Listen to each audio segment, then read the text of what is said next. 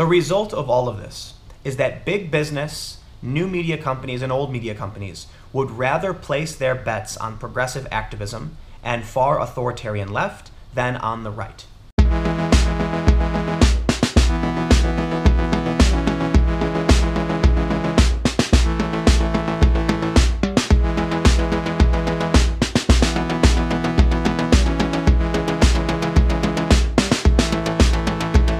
How's it going, everybody? I am here in Belfast, Northern Ireland, and the story I'm going to be covering is more of a regional cultural thing here in the UK. I don't want to get too much into that because before I dive into that story, I want to have some interviews, talk with some locals, and have them explain to us what's about to happen here in Belfast. It's a public holiday, and so it's supposed to be a really interesting festival with a lot of cool stuff happening. We'll see we'll see how that goes. I'm going to meet some people, talk to them first. I want to take this opportunity to sort of wrap up an idea that's been in my mind for a long time, and I think coming off of the G20 and what we're seeing there is a good opportunity to talk about this. It's an idea called the Overton window. If you're not familiar, this is a concept that was created by a man named Joseph Overton, and what he did was he created this authoritarian libertarian spectrum where a window moves up and down. This window is what is socially acceptable. So things that are within the window, a politician could say and not be considered extreme, but outside the window, things are not socially acceptable. So this is kind of like the authoritarian libertarian axis of the political compass. Now, the reason I want to talk about this is, for one, I want to sort of change my vision for what the Overton window is and apply it to the entire political compass. Because I don't think that authoritarian versus libertarian, less free versus more free, is the only thing that we need to consider when we're talking about what is socially acceptable. We need to consider conservatism versus liberalism, progressivism versus, the far right. This idea of, in general, what is socially acceptable? So the question then comes, why is it that we can see this kind of behavior from Antifa? The media has no problem talking about, this guy Jeremy Christian up in Portland, but they don't really talk about Eric Clanton. Many people are pushed to the right side of American politics because of this. They see the media and they say, they're not telling the truth. They're pushing a narrative. And it's frustrating. And I have people tell me that I'm unbiased or objective when in reality, this all has to do with what is socially acceptable. For me, I don't care who's right. I don't care if the whole world says 1 + 1 is 7. I'm going to be like, nah, it's 2. Whether it's socially acceptable or not. That doesn't mean I don't have opinions. I just try to accurately represent the people I talk to because my ideas are not, I'm not the smartest person in the world. I don't know how to solve all the problems. And so I'm just going to try and interview people and figure things out. Right now, the Overton window, if you were to put a window onto the political compass, it's mostly to the left and towards authoritarian. Things that are acceptable are violent, left-leaning politics. If you look at the social justice warrior culture, and again, I want to differentiate that from just general social justice, for which I am very supportive of. But you look at the people who use bullying tactics, who oppress others, and they demand reform, they demand satisfaction without question. You look at an instance like at VidCon, where Sargon of Akkad was insulted by the panelist Anita Sarkeesian, and VidCon actually apologized to Anita. The reason for this is authoritarian left is socially acceptable. And the people who are adhering to this ideology know that if they question what is considered the mainstream socially acceptable, it could cause damage to their business. And the smartest thing that they can do is criticize the outliers. So why is Dave Rubin called far right? If you don't know who Dave Rubin is, he hosts a YouTube channel formerly with the Young Turks. He's interviewed a lot of conservatives, but he's also interviewed celebrities and progressives, and they call him far right. Well, the reason is Dave Rubin is probably centrist or center-left. He identifies as a liberal. And on the window, the Overton window, if you are just looking at the authoritarian left, then someone like Rubin is going to appear in that window to be far right, to the bottom right of what is socially acceptable. So, naturally, journalists, media companies will say he's alt-right, he's far right. I had someone who frequents 4chan hit me up and say that they appreciated the work that I did, but they knew that I was, a liberal, and they considered themselves to be far right. They actually told me they couldn't be any further right. Well, I did a video with Luke Rutkowski, and we talked about the political compass, and that you should take the political compass test to figure out where you are. Sure enough, this guy, who thought he was as far right as you can get, was dead center.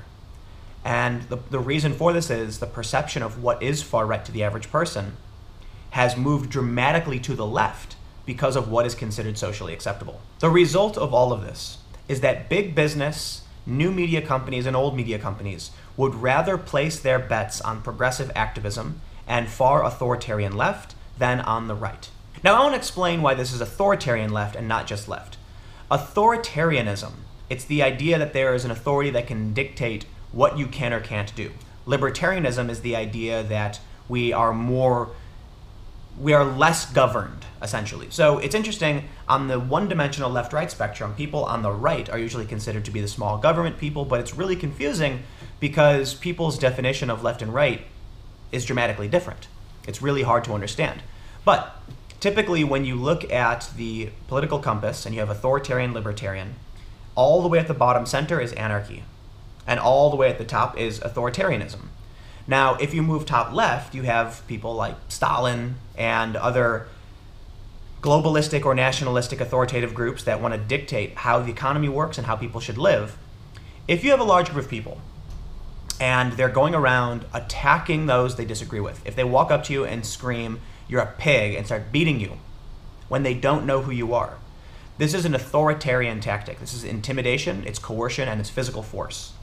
People who are anarchist tend to abide by what's called the non-aggression principle, that when you are aggressive towards someone else, you lose legitimacy.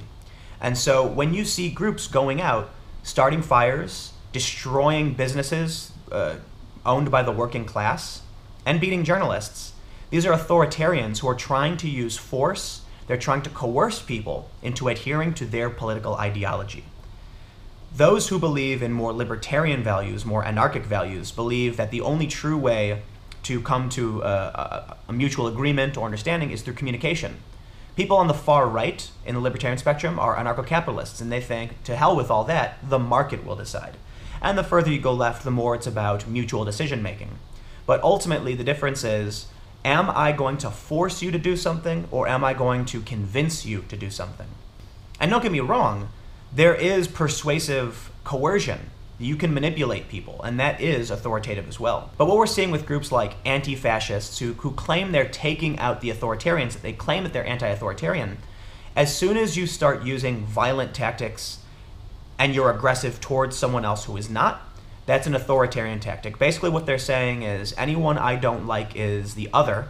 No matter what the word is, it could be Nazi, fascist, it could be sympathizer, they're going to physically attack you. And that is an authoritarian coercive tactic. So I want to give just one last example of this idea of how we can see that the Overton window is shifted to the authoritative left. Think about what would happen if someone flew a Nazi flag. Yeah, you're no way, not allowed. People who have swastika tattoos or show that in any way are considered totally off the rails. But there are people who wear masks with the communist symbols and even carrying Soviet flags at protests, and the media does not care. There's no criticism for the person waving the flag of the Soviet Union over a protest in the United States. It's just considered, oh, those are the communists. In fact, there's a group of protesters called the Revolutionary Communist Party that travels all around the world to big protests, and there's not really an issue with them. But almost every single person, not all, but most, would take issue with actual neo-Nazis flying a flag with a swastika on it and having swastika tattoos. Almost everyone would. Now, if you were to ask me, all extremes are bad. Extremists, they're problematic. They make life worse for the people caught in between. When we look at what happens with these black bloc, these Antifa groups, and they claim that they're fighting the state to stop oppression, look at what happened in Hamburg, Germany. First of all, we're hearing that some Syrian refugees made statements about how sad it is to see them destroying this beautiful country. But you look at these photos, and you see that these people who claim to be fighting for the working class, they claim to be fighting oppression, they have attacked the lives, destroyed the businesses of the working class, supermarkets destroyed. And another thing that comes out of this, and this puts them all into the authoritarian category, is that throughout these protests in the United States and even in Hamburg, Germany, people are putting up banners and signs that represent the violent factions. For instance, many businesses in Hamburg put no G20 signs in their windows.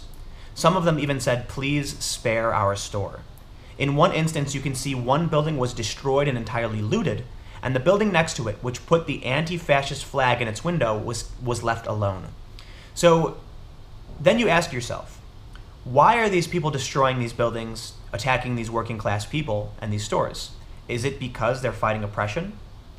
When they spare the store of those who fly their banner, it looks like in reality they are attacking anyone who doesn't adhere to their political ideology. And that means they are authoritarians. But let me know what you think. A lot of this is opinion, for sure. It's just my thoughts on the matter. I don't know where it will all go. And you know what? There's an entire possibility that at one point these people take over. And then they go and give liberals the bullet, as they say. I guess we'll see what happens. I've said this time and time again, but it really does feel like things are escalating.